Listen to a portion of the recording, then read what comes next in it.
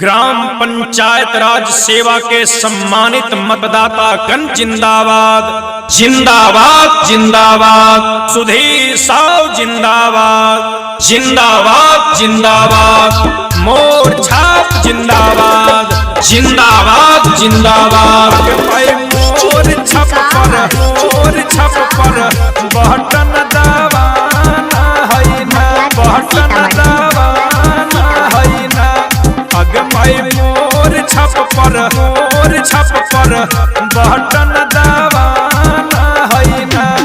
अगमाई सुधीर भैया मुखिया बनाना है ना।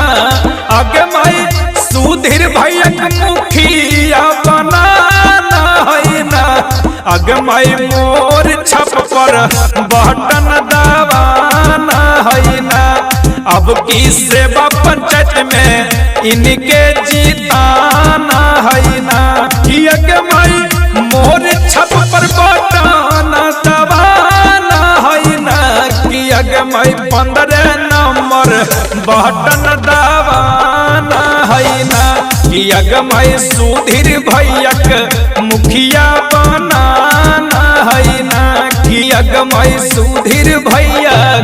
ग्राम पंचायत राज सेवा के सम्मानित मतदातागण, आप जैसा जानते हैं हमारे सुधीर भैया ईमानदार तथा अनुभवी और कर्मठ योग्य उम्मीदवार हैं, इसलिए अपना एक एक कीमती वोट मोर छाप पर देकर भारी मतों से विजयी बनावे।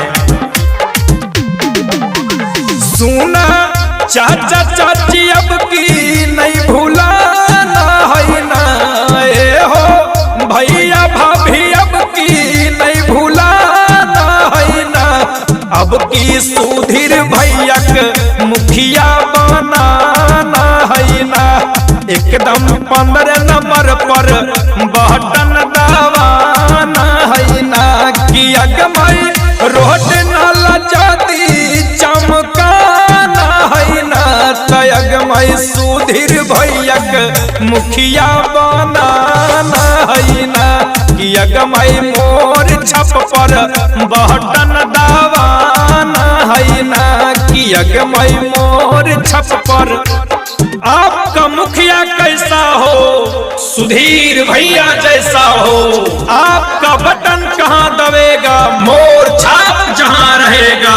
ग्राम पंचायत राज सेवा के सम्मानित मतदाता गण जिंदाबाद जिंदाबाद जिंदाबाद। दादा वृद्धा पेंशन अब की जेल न होना। दादी वृद्धा पेंशन अब की जेल न होना। अब की सुधीर भैया मुखिया बनाना है ना। एकदम मोर छप पर बटन दबाना है ना। अगमाई सुधीर भैया मुखिया बनाना है ना। अगमाई सेवा पंचायत के विकास कराना है ना। अगमाई सुधीर भैया अब की जीताना है ना। अगमाई सुधीर भैया। Mix by Kiran recording studio Hardi Mod खैरा जमुई।